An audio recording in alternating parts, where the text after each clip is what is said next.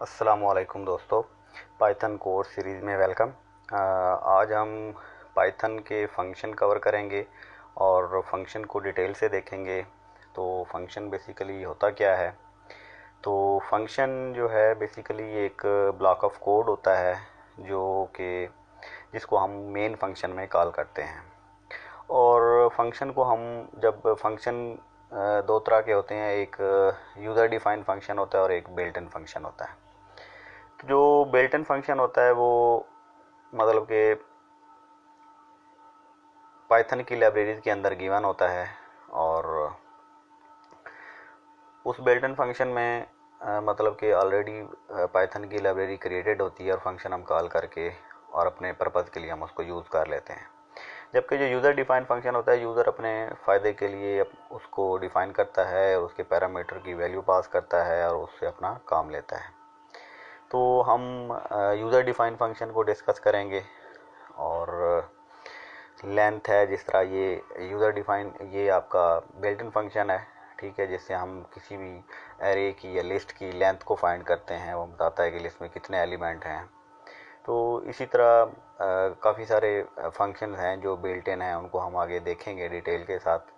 तो आज हम यूज़र डिफाइन फंक्शन को कैसे डिफ़ाइन करते हैं, फंक्शन की डेफिनेशन, फिर उस फंक्शन को हम कॉल करेंगे मेन फंक्शन में, और पैरामीटर क्या होते हैं, ठीक है, और आर्गूमेंट्स में फ़र्क क्या है वो हम देखेंगे।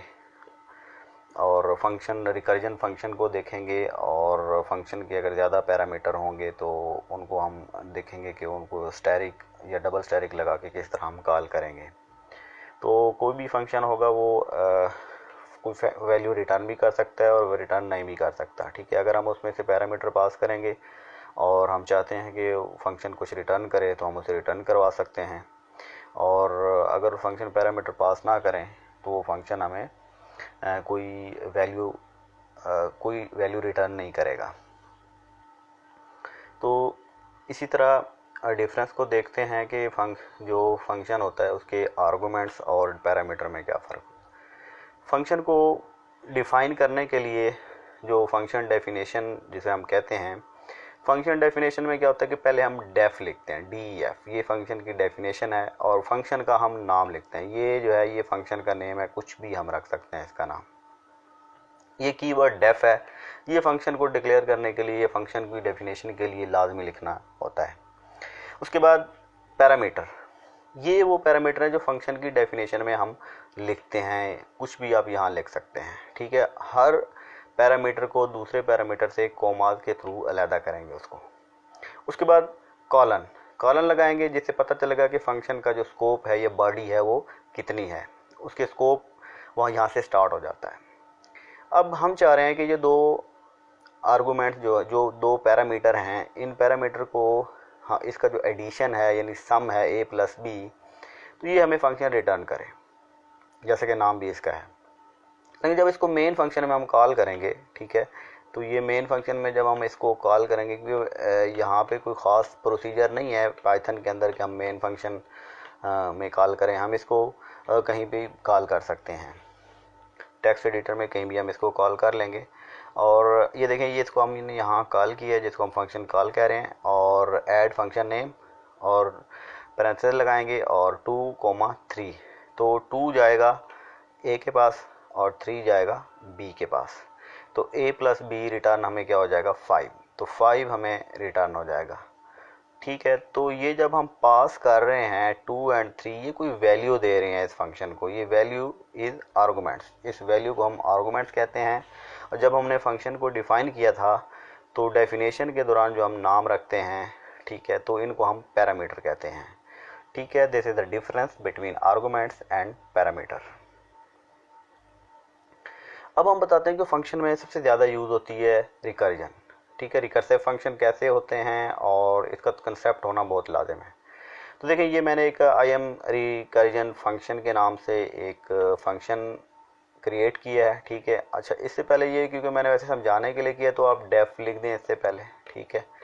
अच्छा, उसके बाद कंडीशन मैंने लगा दी है कि इसको जब हम कॉल करेंगे और इसकी जो वैल्यू इसमें है वो अगर 10 से लेस है तो इसको एक इंक्रीमेंट कर दो, x = x+1, और इस फंक्शन को दोबारा कॉल करो, जब इस फंक्शन को दोबारा कॉल किया जाएगा और ये फंक्शन दोबारा जब कॉल होगा तो यहाँ पे आएगा, ठीक है। x की वैल्यू अपडेट हो गई है, पहले x की वैल्यू सपोज यहाँ पे जब हम इसको कॉल किया, ठीक है, मेन में, तो यहाँ हम x की वैल्यू सपोज इसको कुछ भी दे सकते हैं। यहाँ हम कहते हैं x की वैल्यू हम इसको दे रहे हैं 2, ठीक है, x की वैल्यू 2 इसको दे रहे हैं। जब 2 यहाँ पे जाएगी, x की वैल्यू यहाँ पे 2 आएगा, ठीक है। तो यहाँ पे 2 है तो चेक किया है कि x लेस देन 10 है, बिल्कुल लेस है, 2x में 2 है, तो 2 + 1 3। तो अब x की वैल्यू क्या हो गई है, 3 हो गई है x की वैल्यू। तो अब क्योंकि लेस है तो इस फंक्शन को दोबारा कॉल किया है। जब फंक्शन दोबारा कॉल हुआ है, ठीक है, इसको आर्गूमेंट्स हमने क्या पास किया, 3 आर्गूमेंट्स 2 पास किया था, ठीक है, एक इंक्रीमेंट हुआ। अब इसमें ये आर्गूमेंट बन गया है इसका रिकर्सिव फंक्शन का। ये फंक्शन दोबारा कॉल हुआ, यहाँ पे 3 बन गया, ठीक है, 3 दोबारा चेक हुआ, ठीक है, फिर इंक्रीमेंट हुआ, ये 4 हो गया, ठीक है। 4 के बाद फिर दोबारा ये कॉल होगा, 5 बन जाएगा, ठीक है, फिर कॉल होगा। तो रिकर्सिवली बार बार हम उसको क्या कर रहे हैं, आइटरेटिवली हम इसको कॉल कर रहे हैं। तो ये फंक्शन रिकर्सिव फंक्शन है। जब कंडीशन क्या है कि जब ये फंक्शन कंडीशन ट्रू होगी तब तक तो ये रिकर्सिवली चलता जाएगा। लेकिन इसको रोकना क्या है, जब ये कंडीशन फॉल्स हो जाएगी, यानी जब यहाँ पे ये 10 बन जाएगा तो फिर क्या होगा, फिर ये कंडीशन फॉल्स हो जाएगी तो इसकी जो बॉडी में एल्स है तो ये हो जाएगा कि x इज़ ग्रेटर देन 10 हो जाएगा या इक्वल टू 10 हो जाएगा। ये हम कुछ भी प्रिंट कर सकते हैं, ठीक हो गया। तो ये है रिकर्जन, रिकर्सिव फंक्शन है। आप कुछ भी फंक्शन का नाम रख सकते हैं और इसको किसी भी पर्पज़ के लिए आप यूज़ कर सकते हैं, किसी लूप के बगैर आप इसको देखें, इससे फ़ायदा उठा सकते हैं। उसके बाद आर्बिट्रेरी आर्गूमेंट्स हैं कि आपको पता नहीं है कि कोई भी फंक्शन है, उस फंक्शन में आर्गूमेंट्स कितने हैं, 2 हैं, 3 हैं, 4 हैं, ठीक है, उसको कोई पता नहीं है। तो आप क्या करेंगे, सिंपल स्टैरिक ऐड करें, स्टैरिक लगाएंगे और उस कोई भी पैरामीटर m रख दें, ठीक है। और उसको जब आप कॉल करेंगे तो उसकी जो वैल्यू है वो आप इसको किसी, क्योंकि अगर लिस्ट होगी तो आप उसको इंडेक्स के थ्रू कॉल कर लेंगे, ठीक है, m और इंडेक्स इसका 1 है। तो इस पूरी लिस्ट के अंदर जो 1 वाला होगा आर्गूमेंट्स वो आप यहाँ पे प्रिंट करवा सकते हैं, कुछ भी शो करवा सकते हैं प्रिंट, ठीक है, उसको डिस्प्ले करवा सकते हैं, उससे कुछ भी काम ले सकते हैं आप। इसी तरह का आर्बिट्रेरी कीवर्ड है। कीवर्ड डिक्शनरी को याद रखें। डिक्शनरी को अगर आपको भूल गया है या आपने मेरी वीडियो नहीं देखी डिक्शनरी की तो वो आप लाजमी देखें। डिक्शनरी के कंसेप्ट होने चाहिए, डिक्शनरी को हम बार बार यूज़ भी करेंगे और पाइथन में ये बहुत ज़्यादा यूज़ भी होती है, ठीक है। तो डिक्शनरी में देखें यहाँ पे कीवर्ड होते हैं, यानी पहला जो वर्ड होता है वो की होती है, कॉलन हम यूज़ करते हैं, कॉलन के बाद उसकी जो दूसरी वैल्यू होती है वो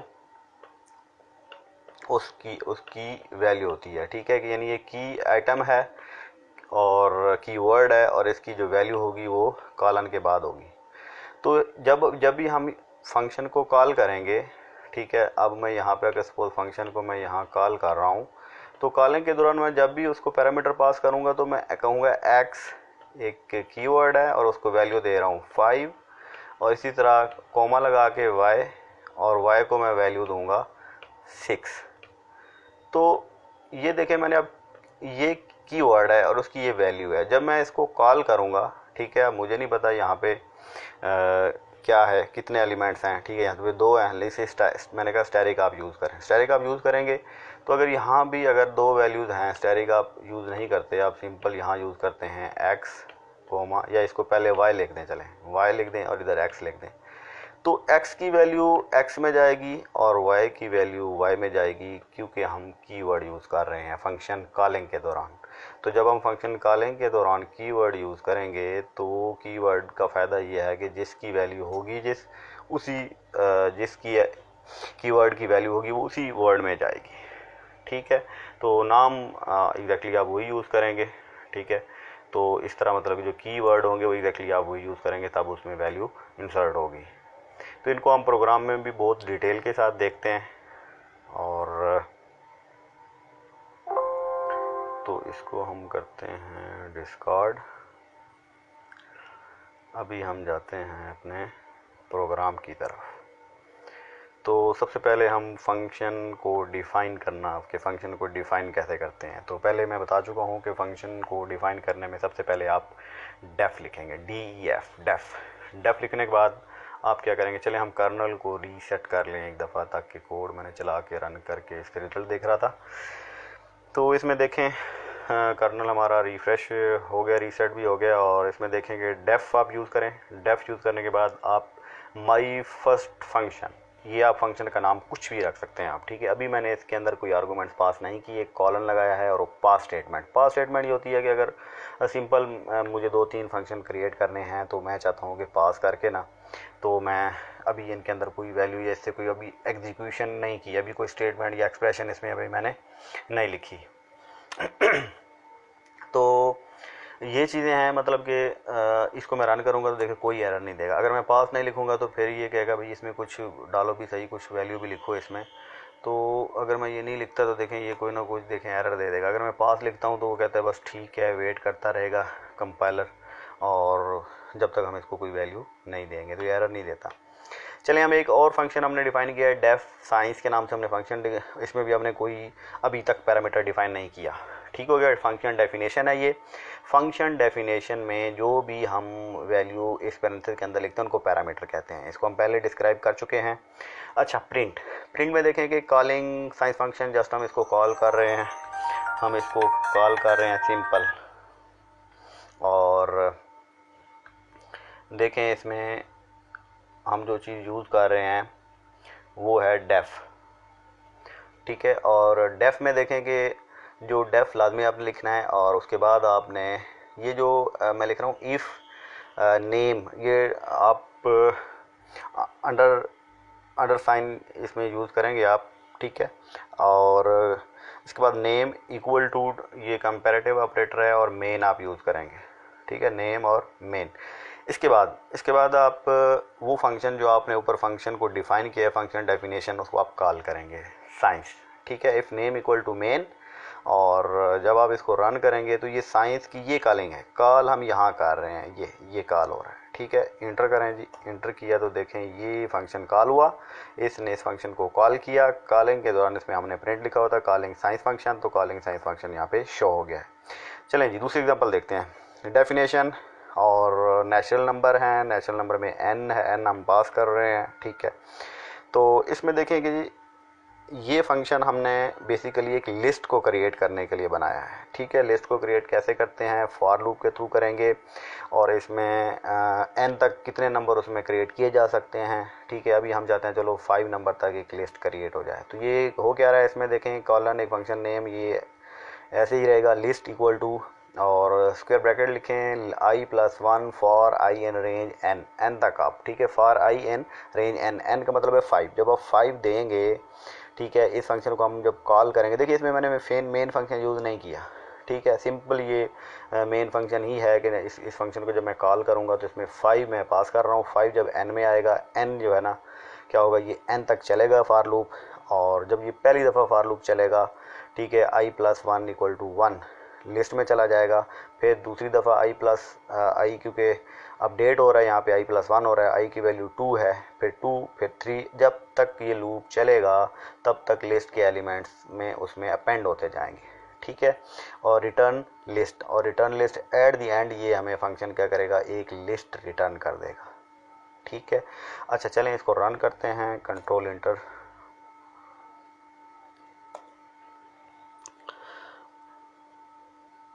अच्छा, इसमें दोबारा इसको मैं कर्नल को रीस्टार्ट कर लूँ।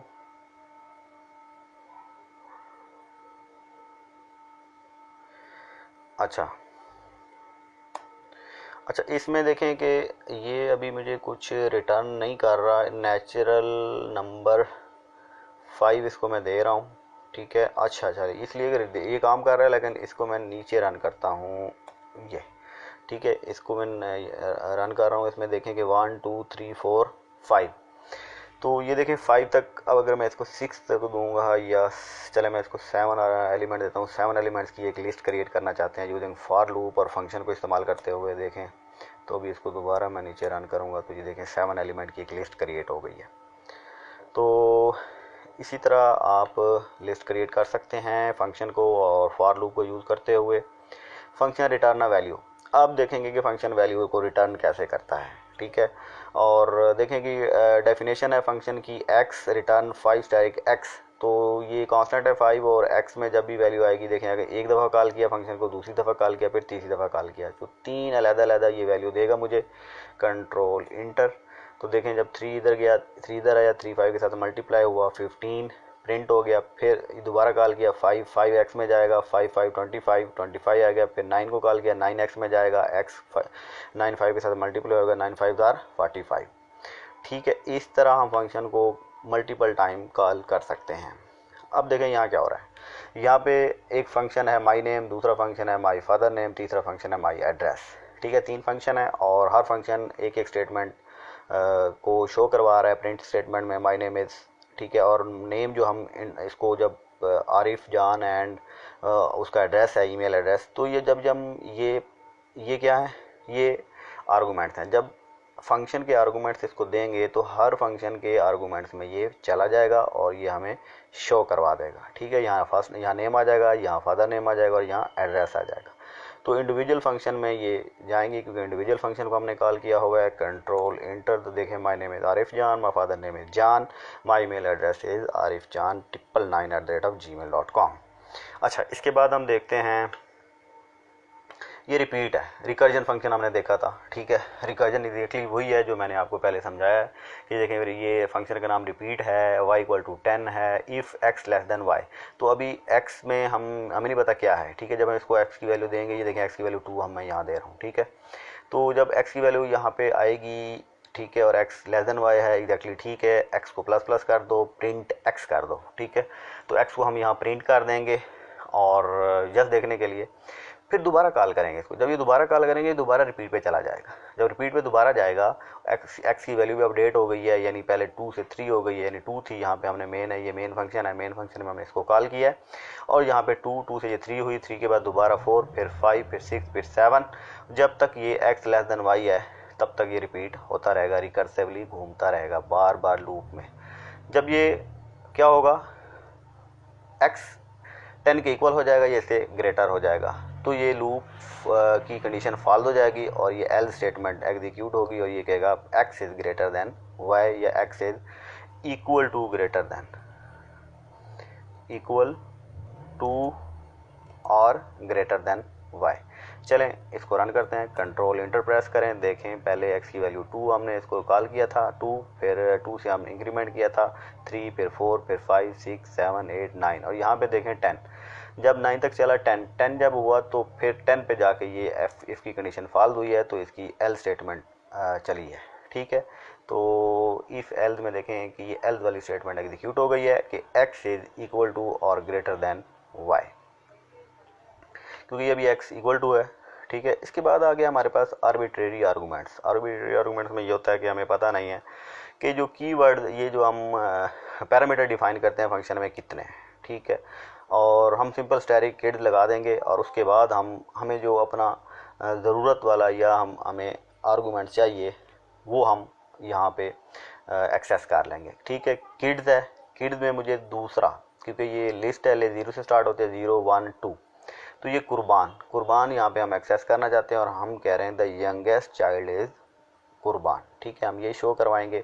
तो स्टैटिक बेसिकली आर्बिट्रेरी आर्गूमेंट्स है, तो यहाँ पे हम 1 2 3 आर्गूमेंट्स लिखने की बजाय नेम 1, नेम 2, नेम 3 और बड़ी लिस्ट बन जाए। हो सकता है ये 100 नंबर की लिस्ट हो, तो क्या हम यहाँ पे भी 100 के 100 नंबर डिफाइन करेंगे? नहीं, स्टैटिक लगा देंगे और उस लिस्ट में देखेंगे कि जो चीज़ हमें फ़िल्टर करनी है वो हम यहाँ पे फ़िल्टर कर लेंगे, वो हम एक्सेस कर लेंगे।